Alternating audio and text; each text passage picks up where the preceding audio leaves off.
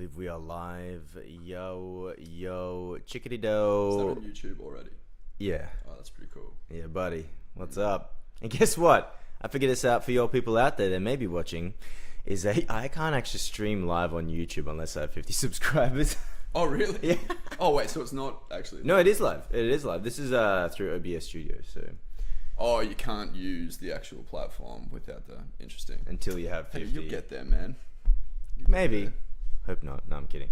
Yeah, today I mentioned it on the other episode that I'd have the wonderful, handsome Karl Brockman here. We are venturing into the world of busyness, and gonna have our launch event tonight. We're gonna be looking great, looking fandangled. Got some fancy ass fucking banners here. They're looking smick. It looks very professional. It's very, cool. Yeah, I'm very cool. proud and happy of our banners that we've created. So, yeah, Carl's here. We're at his house at Sunny Coast. Karl, in terms of his work, is fucking king of business and leadership. He's got great questions. So, always a great way to provoke the mind. I hope there's something I try and deliver on this channel as well. Great questions for you guys. And Karl, don't be afraid to talk to the people out there as well. Yeah. Well, I was wondering, like, you just mentioned that I had really good questions, and I thought you would practice by perhaps asking some questions. So Fuck no. I know when I need to join in, because otherwise, like, who am I to speak over you? You know, you're speaking so eloquently. I just want you to rant, Karl. I'm looking for the rants. And today, sponsored by Sodi. I'm not actually, but I always do speak about electrolytes, man. Make sure we've talked about it. Water retention as much as drinking and hydration. Why is it important that we retain the water? Aren't we just mostly water already? We're mostly water already, and this is from my lovely girlfriend. This did not come from my noggin, but she mentions how, well, water retention itself, you can have water going through your body, but it takes time for your cells and the blood to be able to access that water, so it needs to be retained. And the electrolytes, it creates all those chemical compounds, so the water becomes a gelatinous thing. Gets stuck inside your body, and that's how you retain water. So you have it there for when you need it, when you need to use it. It's not just running through you. Yeah, exactly. It's accessible. Yeah, for sure. It's like, yeah, you can. It's kind of like the solar thing as well right now that they're struggling with in terms of power comes in through solar right now, but it's not retained anywhere. So that's why they're trying to balance it. How do we do it? That's why we can't just go full solar, full wind, because it's an inconsistent energy source. Fluctuates too much. So it's not readily accessible when you need it. When it's going there, sure, sweet, but then you need it next day or something. Right. Or at night time. Yeah, exactly. Yeah. So keep it retained. I'm going to dive straight into it, Karl. What are you learning right now? About yourself, about the world, about your business? What am I learning about myself? Man, I am a human, hey. Hey, I have some opportunities to work on. Opportunities, because that's a positive spin on problems. Deep problems. Yes, it is. What am I learning? I'm reading a book called Crime and Punishment by Fyodor Dostoevsky. I got the name right. And a Russian author from the 1800s. As you mentioned, Jordan Peterson has spoken about his other book, one of his other books, The Brothers Karamazov, being one of his favorites. Mm-hmm. And I read that a year or two ago, and now I'm reading Crime and Punishment. And he just speaks so poetically about the human psyche and the influence of environment and the juxtaposition between free will and determinism. And he doesn't speak about these things directly, but he paints this very beautifully through the characters that he portrays and the torments that they go through and the challenges and the successes and the scarcity of 1800s Russia as well, as you can imagine. Do you believe we have free will? Great question. What a question. Well, I do this when I'm thinking and speaking, and I don't do that by choice, so I guess it's determined, and that makes me think that no, we don't. No, I believe we develop a relationship with free will. I think the unconscious mind is ultimately determined and at the whim of their environment and their circumstances. Right, determined, you mean it's been set or it's just been molded that way? Can you ask the question another way? So you said the subconscious is determined.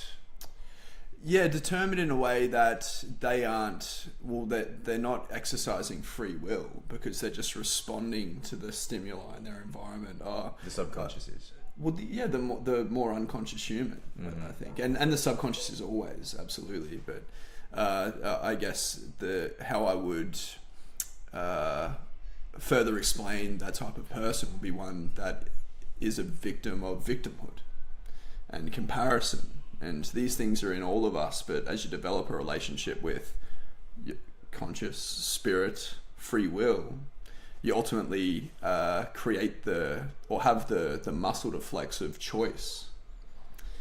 And I believe it's relationship and evolution that you develop with free will as you become more competent, more conscious, more aware, more aligned. So what would you call that choice that we make? What would be the factors that lead up to it and things that need to be in place in order for an individual to make a choice? To make a choice, or what they would deem as the right choice? The right choice is a difficult one. You can make the best decision, whether it's right or wrong or anything. But I guess to make a conscious decision. Right. What prerequisites? Faith would be the first thing, like faith that things could be better, or they could turn out better, or that I don't have to be here for the rest of my life, or I don't have to keep dealing with these challenges and these problems forever.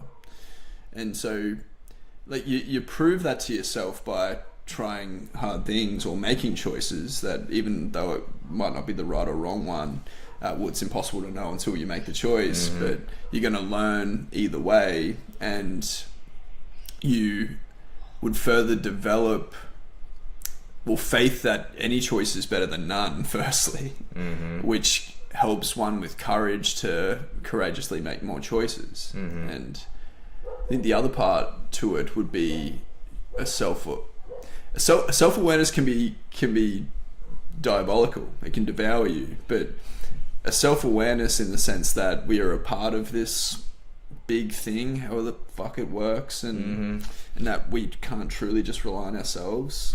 I like the Robert Anton Wilson quote there, where he said, "Don't get too caught up in other people's BS belief systems." And he says, if you get caught up in too many other people's BS, it's not good. But if you get too caught up in your own BS, you get caught in a self-hypnotizing idiotic trance. My favorite acronym. Self-hypnotizing idiotic trance. Oh, nice. That's dope. That's dope. Napoleon Hill has a great book that isn't Think and Grow Rich, and it's called Outwitting the Devil. Oh, yes. The devil speaks about hypnotic rhythm, and that's what I attribute to the unconscious. Like, they're just in a hypnotic rhythm of woe is me, of I can't do anything about this, of comparison, judgment, like fuck everyone, I need to get what's mine, It's a choice that's determined by like you said, the hypnotic rhythm. I like that. But it's determined, right? Like, does anyone consciously choose to be a dick? Does anyone consciously choose to rock up unless we're trying to be funny, the worst fucking person every single day? I like that. Yeah, I'd like to add into that of what I think that free will is. It's kind of like you say, you got to first acknowledge, right? And yes, there's too much self-awareness can be debilitating. I'm gonna knock my fucking belly because of it. But yeah, you got to recognize first. If you keep making the same fucking mistakes, you got to wonder why. I love the faith bit, bro. The faith bit's nice. I have a lot of faith, but funnily, I never actually put faith and free will together. The whole point of making a choice. But I guess it is, like you said, to think then believe that there is an option outside of what you're in is a pretty cool idea. Because then you would make a choice outside of the predetermined choices you continue to make. Well, yeah, you're forced to. Like if you believe that it could be How better or different, you have to make that choice, right? You asked about prerequisites. It's you need to have faith that you can make a choice that is not of the same every day. Yeah, well, it's less like you gotta like. I feel like there's a knowing that we make choices. I think even if you ask the most determined person in this context if they have free will, a lot of them could very much say yes. Like, I choose to do this, I choose to do that, yada yada yada. But a choice in the direction of like creation and meaning and purpose and better circumstances and then service and abundance and to share that with people that you love and to realize no matter how much money or material items you have that ultimately all you want is this right now, talking to an awesome person and having a good yarn or which is fascinating because I've talked time and time, as you guys have seen, if you've seen, but time and time again about the nature of this human paradox of choice and the paradoxical existence that we live. That we're discussing this in our meeting yesterday, the nature of man who first to become aware of such a factor, but that you must become aware that you are finite in your human existence, yet connected to an infinite source. And I find it still bewildering for myself, but how you're making a choice, but kind of like you said, innately there's a knowing. And I've discussed about how I believe there's those fundamental principles embedded in reality already beyond our choice. But that's the paradox. We're making a choice, but almost not making a choice. So I can understand why people think it's just full determined all the way. But like you said, do you continue to always rock up as a dick? Or is it just like you make a choice to be good? And that is a choice. But the choice is you got to be good, but that's something that has to be continually exercised because I'm sure you know that you can just fall into like, I've done it, sweet, I'm good now, I don't have to do my practices. Yeah, I don't complacency is a filthy devil as well. Isn't it? Yeah, but yeah, and is it even a choice to be good or just like the better choice in each moment, you know? Like, what does it mean to be challenging? Good? That's what I mean. How do I even know? Sometimes I said this saying to Karl yesterday as I was washing his dishes. Oh, please don't. The Japanese culture and language has something for everything. It never ceases to amaze me, and this is so beautiful. It's beautiful. It's 小さな親切、大きな迷惑。親切 is a kindness. 小さい is small. 大きい is big. 迷惑 is a nuisance. So, 小さい親切, small kindness, 大きな迷惑, a large nuisance. You think you're doing the right thing or a good thing, and little do you know, you're just being a cunt. We don't have a drying rack at the moment, but we have a dishwasher. And I didn't know. Kenji went and washed like 6 dishes. That couldn't dry anywhere, and then forced me to empty the dishwasher. Little did I know. Also filled the water jug, and then when I went to put our leftover water in the water bottle into the water jug, it was over full. So I had to pour water out. It's funny thing, the right thing, you know? It's like, this man gotta pray a lot, man. Well, define good, though. Exactly. Define good. Good in what circumstance, you know? And I feel, and I'd love to hear it, but it's like, where society's going right now, we're trying to do the right thing, the good thing, to cater for everybody's feelings, and don't offend anybody, you know? The best thing is looking at yourself first, and like, fuck, who are you to save the world if you can't save yourself, you know? Blind leading the blind, man. Yeah, amen. And that's why, like, look, there's a lot of reasons to feel nihilistic.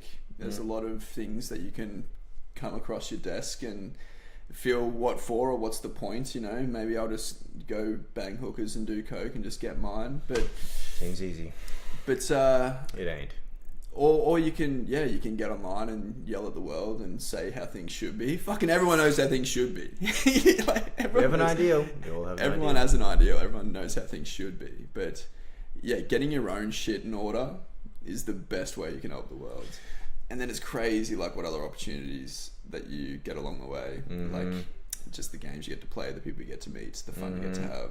And the happiness you get to experience. I've said it in the past before, but how much, that's just my big thing of accepting the joys, man. I'm so stuck in how my growth has to be tied to pain and suffering and misery. It's like everything I've done in the past, my gymnastics and my skating, is so much pain and all, but like I get caught up in thinking I just gotta keep being in pain, you know? It's strange. It's like the Buddha talking about 4 different types of people. People go from darkness to darkness, darkness to light, light to darkness, light to light. I have a tendency of going light to darkness and then darkness to light. And then I go a little bit to light, and then I'm not used to this terrain. It's scary. It's scary. There's a lot of pressure there. A lot of responsibility. Fucking A. So yeah, that's why I gotta pray, man. I gotta pray, but I appreciate it, and that's why I got the good people around me. And have faith, man. Have faith. Have faith. It's on the right path, right journey. Yeah, and like fuck, even if you're not a spiritual person or you can't even comprehend like faith in something greater than yourself, well, how do you earn your own faith? You know, how do you earn faith in yourself? How good would it be to be able to say something and know that you're going to commit to it, or that you meant it, or that you didn't just say it with conviction in the moment based on an emotion, but you said it with conviction because you fucking know. You know, like develop faith in yourself. It's funny, like that's what led me to faith in something bigger than myself, which is, well, like how could I even trust myself to get this shit done tomorrow? Sure. Has to be the first stage, which is what we're talking about. That'll be discussed in another episode. But fucking A, man. And I think sometimes you can surprise yourself, and by sometimes I mean a lot of the times. I think it was I forgot the actor's name, but he was mentioning if you can never surprise yourself, you'll never surprise an audience. So you need to be able to go with the flow, go with the moment. And I just did 2 years on a property, and I for some reason, mate, I genuinely thought I'd be done in 2 weeks.